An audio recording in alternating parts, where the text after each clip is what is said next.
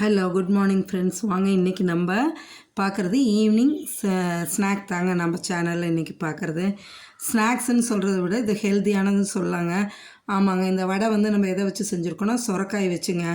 Evening குழந்தைங்க school விட்டு வரும்போது அவங்களுக்கு நல்லா ஹெல்த்தியான ஒரு ஸ்நாக்ஸ் செஞ்சு கொடுக்கலாங்க. இந்த சொரக்காய் வடை நான் எப்படி செய்யணும் என்னோடய ஸ்டைலில் காமிக்கிறவாங்க. அதுக்கு நம்ம ஃபுல் வீடியோவும் ஸ்கிப் பண்ணாமல் பார்த்தீங்கன்னா தான் ஃபுல் ப்ரிப்ரேஷன் பார்க்கலாம். வாங்க இதுக்கு என்னென்ன பொருள் போட்டு நான் செய்கிறேன்னு காமிக்கிறேன் பாருங்கள். ஒரு சொரக்காய் ஒன்று எடுத்தாச்சுங்க. இந்த சொரக்காயை நான் ஃபுல்லும் செய்ய போகிறதில்ல, பாதி தான் எடுத்துக்க போகிறேங்க. இந்த பாதி சொரக்காய் எடுத்து நல்லா தோலெல்லாம் சீவி எடுத்துட்டு உள்ளே இருக்க விதை அந்த இதெல்லாம் எடுத்துருங்க. க்ளீன் பண்ணி இந்த அளவு நல்லா பீல் பண்ணி எடுத்து வச்சுக்கோங்க. இந்த வேஸ்ட்டெல்லாம் தவிர்த்திட்டு இதை மட்டும் எடுத்து கிரேட்டரில் காய் துருவுறதில் வச்சு துருவி எடுத்துருங்க. துருவி எடுத்துக்கிட்டு அதுக்கு ஒரு சின்ன ஒரு கப்பு நிறைய வெங்காயம் நறுக்கியிருக்குங்க. சின்ன வெங்காயம், பெரிய வெங்காயத்தை விட சின்ன வெங்காயம் தான் டேஸ்ட் நல்லாயிருக்கும். அதுமாரி கருவேப்பிலை கொஞ்சம் நறுக்கி வச்சுருக்கேன். ஒரு ஸ்பூன் மிளகாத்தூள், மஞ்சத்தூள், ஒரு ஸ்பூன் பெருஞ்சீரகம், ஒரு சின்ன கப்பில் அரிசி மாவும், ஒரு பெரிய கப்பில் கடலை மாவுங்க. இதை வச்சு தான் செய்ய போகிறோங்க. இதுக்கு தண்ணி தேவையில்லை, தண்ணி ஊற்றிடக்கூடாதுங்க. இந்த காயில் உள்ள தண்ணியே போதுங்க. ஏன்னா இது வந்து காயிலே ரொம்ப நீர்ச்சத்து அதிகமாக உள்ள காய் எதுனா இந்த சொரக்காய் தாங்க. பாருங்கள், ஒரு பவுலில் போட்டுட்டு நல்லா சின்ன வெங்காயத்தை கையால் உதுத்து விட்ருங்க. பொடியாக நறுக்கியிருக்கேன், இருந்தாலும் நல்லா உதுத்து விட்டுட்டு அதுக்கப்புறமா கருவேப்பிலை நறுக்கி வச்சுருக்கோம் இல்லைங்களா, அதையும் போட்டுட்டு இப்போ அந்த சொரக்காய் துருவி வச்சுருக்கோம் இல்லைங்களா கிரேட்டரில், அதையும் எடுத்து இதில் போட்டுருங்க. போட்டுட்டு நல்லா இந்த மிளகாத்தூள், மஞ்சத்தூள், பெருஞ்சீரகம், இதுக்கு தேவையான அளவு உப்புங்க.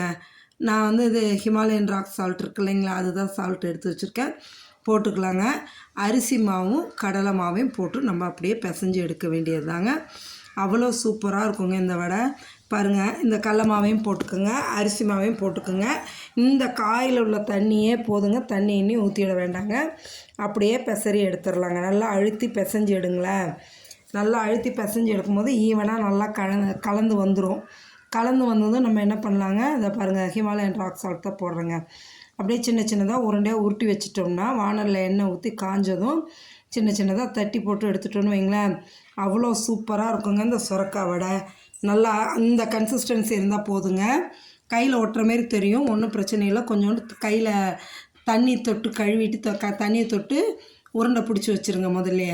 அப்புறமா எடுத்து அப்படி தண்ணி தொட்டுட்டு லேசாக தட்டி தட்டி போட்டுடலாங்க. எண்ணெயில் காஞ்ச எண்ணெயில் போட்டு எடுத்திங்கன்னா இந்த எண்ணெய் காயிற வரைக்கும் ஃபுல் ஃப்ளேமில் வைங்க.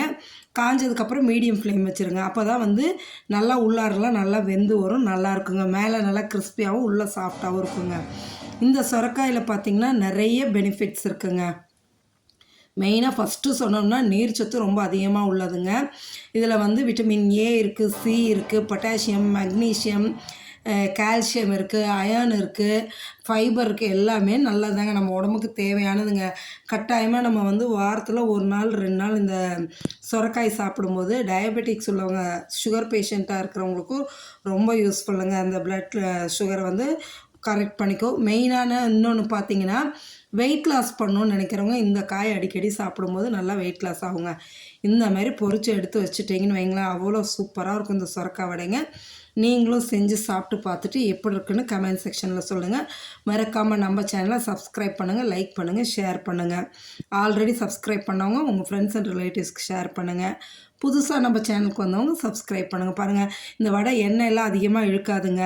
நல்லா மேலே கிறிஸ்பியாக உள்ளே சாஃப்டாக இருக்கும். வடை வந்து எண்ணெய் இழுக்காது. பார்த்தீங்களா, நல்லாயிருக்கும். நீங்களும் செஞ்சு பாருங்கள். சரிங்களா? Okay, thank you friends.